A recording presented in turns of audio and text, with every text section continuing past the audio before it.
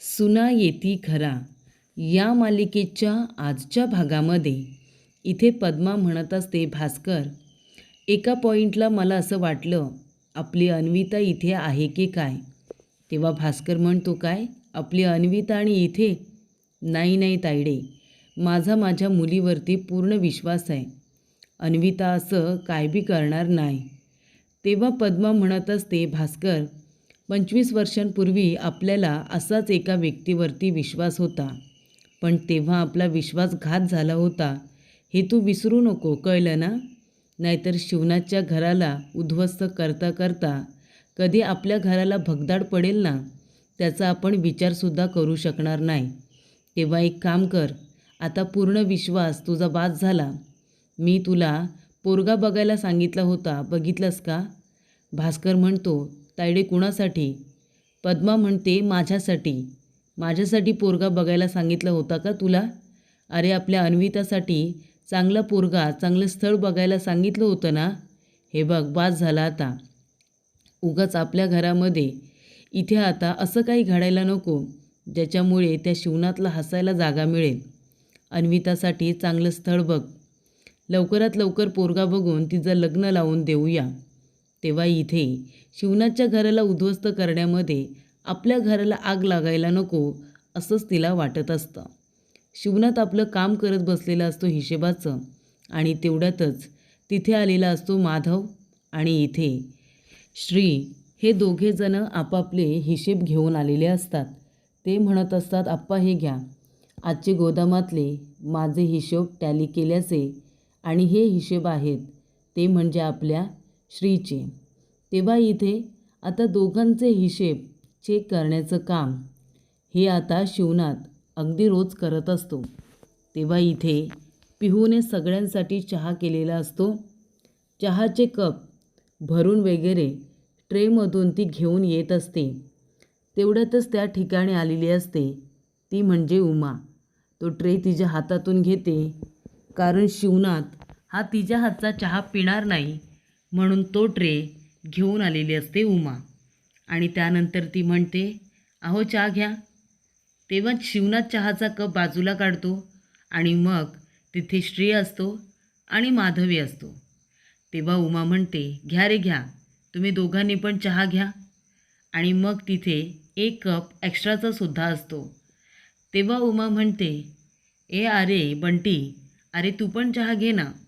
बंटी मामा त्याचा कप उचलतो तरीसुद्धा एक कप चहा उरत असतो. तेव्हा शिवनाथ म्हणतो, हे काय उमा, हा एक्स्ट्रा कप कुणासाठी? ती पटकन म्हणते, राघवसाठी. तेव्हा शिवनाथ म्हणतो, काय राघवसाठी? तेव्हा इथे लगेचच बंटी हसायला लागतो आणि म्हणतो, अरे देवा, काय करायचं ह्या ताईचं.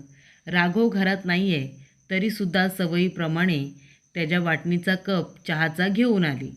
हो ना ताई, हो ना? तेव्हा ती म्हणते, हो विसरले ना मी म्हणून. तेव्हा इथे श्री म्हणत असतो पिहूला, काय झालं? तेव्हा पिहू खाणाखुणा करून त्याला सांगत असते की राघव भाऊजी आलीत, पण इथे त्याला काहीच कळत नाही. त्यानंतर बंटी मामा येतो. राघव आता रूममध्येच असतो. राघव म्हणतोय, बंटी मामा, मी जरा बाहेर जाऊन येतो ना, घरामध्ये बसून बसून बोर झाले रे मला, सकाळपासून मी घरातच आहे. तेव्हा बंटी म्हणतोय, गप्प बस, बाहेर जातोस, काहीतरी गोंधळ घालून ठेवतोस आणि मग ते सगळं निस्तरताना आमच्या नाकीस नऊ येतात, कळलं तुला? चल बस इथे, चहा घे, बस चहा घे रे, असं म्हणतो. आणि तो खिडकीत जाऊन पाऊस बघतो आणि म्हणतो, अरे वा, पाऊस आणि याच्यामध्ये गरमागरम चहा आणि गरमागरम भजी, किती मज्जा आली असती ना रे राघव. तेवढ्यातच राघव गायब झालेला असतो. चहाचा कप ठेवून राघव तर निष्ठूनच जातो. तेव्हा इथे बंटी मामा म्हणतो, हा राघव पण ना माझं काही ऐकणार नाही, फक्त आता काही गोंधळ घालून ठेवायला नको. आणि बंटी मामा आपली चहा एन्जॉय करत असतो. तेवढ्यातच राघव रूममधून बाहेर पडलेला असतो आणि तिथून बाहेर आल्यानंतर त्याचा भाऊ श्री आणि माधव दोघांचंही लक्ष जातं. माधव म्हणतो, अरे हा इथे काय करतोय? तेव्हा इथे शिवनाथ म्हणतो, काय? तेव्हा बंटी मामा येतो आणि म्हणतो, काय म्हणालास? मी इथे काय करतोय? आता माधव तर म्हणालेला असतो राघवला, पण बंटी मामा त्याची बाजू सावरून घेत म्हणतो, काय मी इथे काय करतोय? अरे बाबा, इतकी वर्ष मी इथेच तर राहतोय ना, खातोय पितोय मस्त राहतोय, आणि तू तुझ्या मामाला प्रश्न विचारतोयस? काय गं तायडे, अगं बघतोयस ना हा माधव तुझ्या भावाला काय बोलतोय ते? तेव्हा शिवनाथ म्हणतो, बरं बास झालं आता, मी काम करू का?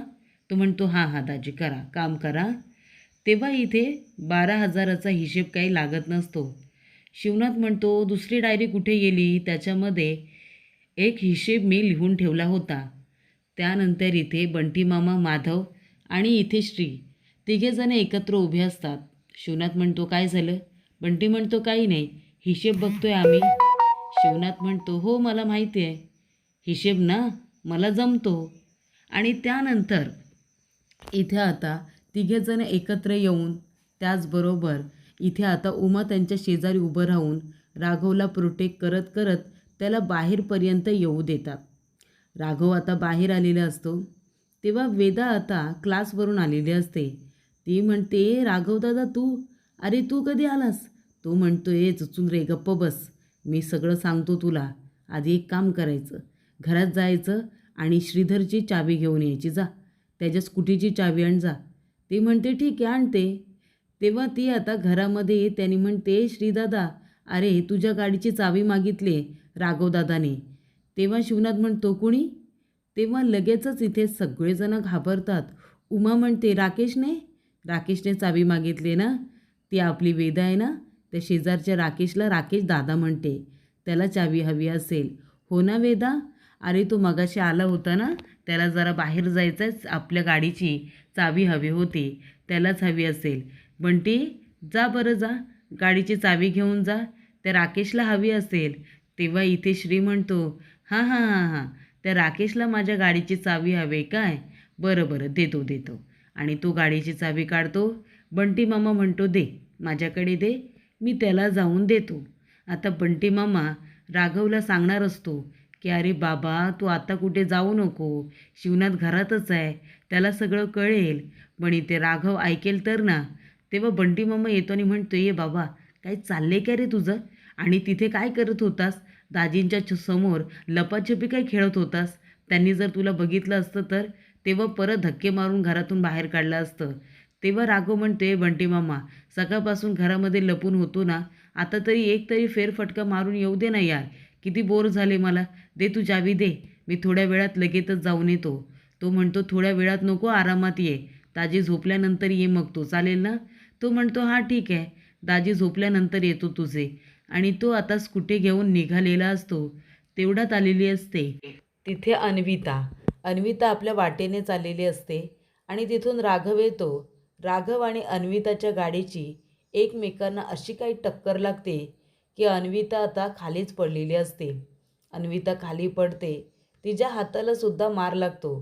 तेव्हा सगळेजण धावत पळत बाहेर येतात. काय गं अन्विता, काय झालं? तेव्हा अन्विता म्हणते, काही नाही, त्या राघवने मला धक्का दिला. तेव्हा इथे पद्मा म्हणते, हा राघव पण ना, हा पोरगा काही सुधारायचा नाहीच, घरातून बाहेर काढलाय त्याला, तरीसुद्धा इथे धक्काबुक्की द्यायची, तमाशा करायचा, हे काही तो अजून विसरलेला नाही आहे. तेव्हा शिवनाथ तिथे आलेला असतो. शिवनाथ म्हणतो, ए बाळा, अगं तू पडलीस ते वाईटच झालं, पण राघव कसा काय तुला टक्कर मारेल?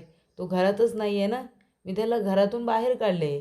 तेव्हा पद्मा म्हणते, ए शिवनाथ, अरे आमच्या घराच्या समोर एवढं मोठं घर बांधलंस म्हणजे तुझी लायकीसुद्धा आमच्या एवढी मोठी झाली असं नाही रे. शेवटीला लायकी तुझी शून्य ते शून्यच. तुझ्या अंगात जे रक्त आहे तेच तुझ्या पोरांच्या अंगातसुद्धा रक्त आहे, कळले ना तुला? बापाकडूनच गेले ना ते.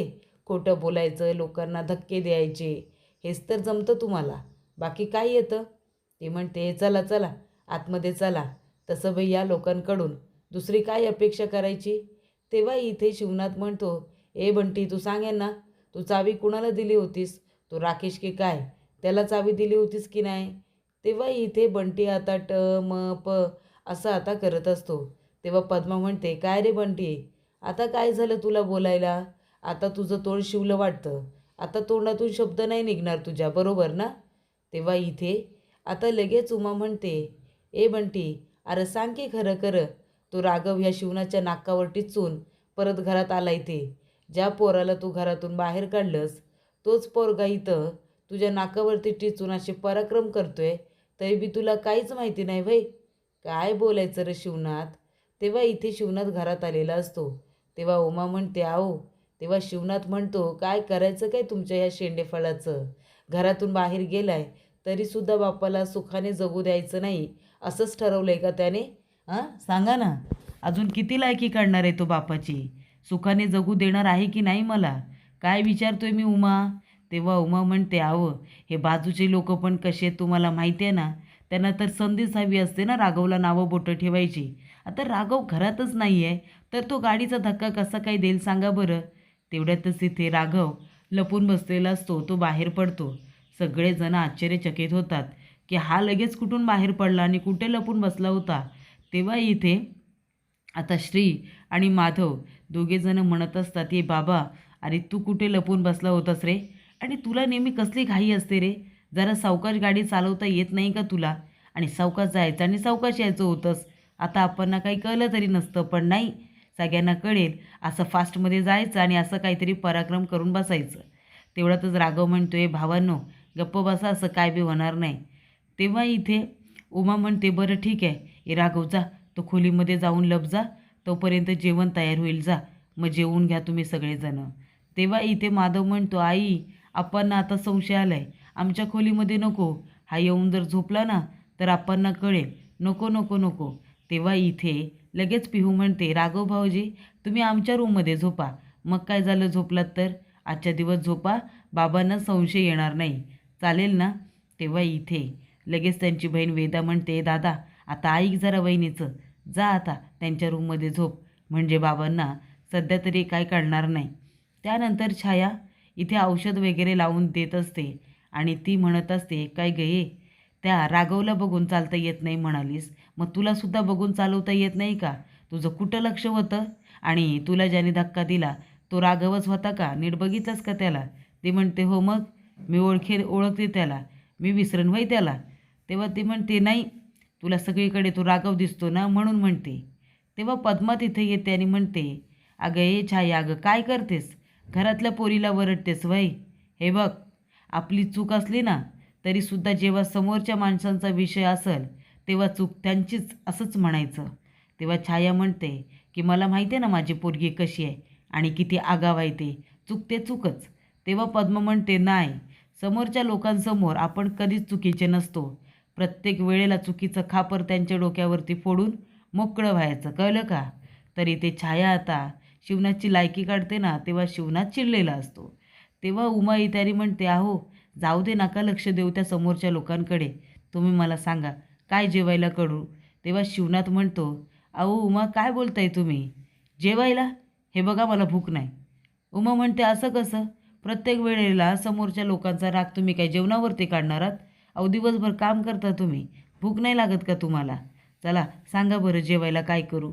आणि हे बघा, राघवला तुम्ही घरातून बाहेर काढलंत ना, हे खरं तर तुम्ही चांगलंच केलं. कारण का राघव खूप त्रास देतो ना तुम्हाला, तुम्हाला त्याच्यामुळे खूप ऐकून घ्यावं लागतं. त्यामुळे तुम्ही त्याला घरातून बाहेर काढलंत, याचा मला खरं तर आहे ना आता आनंदच झाला आहे. बरं झालं, सतत कुणाची मदत करायला जातो आणि स्वतःच प्रत्येक प्रकरणामध्ये अडकवत असतो. कशाला मग त्याने दुसऱ्यांची मदत करायची, ज्याच्यामुळे आपल्याला त्रास होईल, आपल्याला घर सोडून जावं लागेल. ठीक आहे, पण आता तुम्ही सध्या त्याला घरातून बाहेर काढलंत ना, ते खरंच तुम्ही बरं केलं. अजिबात मला या गोष्टीचं वाईट वाटत नाही आहे, असं तो आता म्हणत असतो. तर प्रेक्षकांनो, पुढील भागामध्ये इथे राघव म्हणत असतो, श्री, अरे तुझं तर लव्ह मॅरेज आहे ना रे, मग तुमचं तर सगळंच झालं असेल नाही का? तो म्हणतो, ए बाबा गप्प बस ना. तेव्हा राघव म्हणतो, काय गप्प बस ना, काय चुकीचं बोललो का मी? तेव्हा श्री त्याच्या तोंडावरती हात ठेवतो. त्यानंतर इथे उमा शिवनाथला म्हणत असते, अहो चला जेवून घेऊया. तो म्हणतो, नाही नको, मला आता भूक नाही आहे. ती म्हणते, असं कसं भूक नाही आहे, थोडं तरी खाऊन घ्या की. त्यानंतर राघव म्हणतो, चाललो म्या, मला नाही इथं झोपायचं, मी बाहेर जाऊन झोपतो. तेव्हा तो म्हणतो, अरे काय, बाहेर कशाला जातोस तू, आप्पा बघतील ना. तेवढा तो म्हणतो, नाही नको, मला इथं झोप येत नाही, मी जाऊन आता सोप्यावरती झोपतो. आणि राघव तिथून उठून सोप्यावरती येऊन झोपलेला असतो.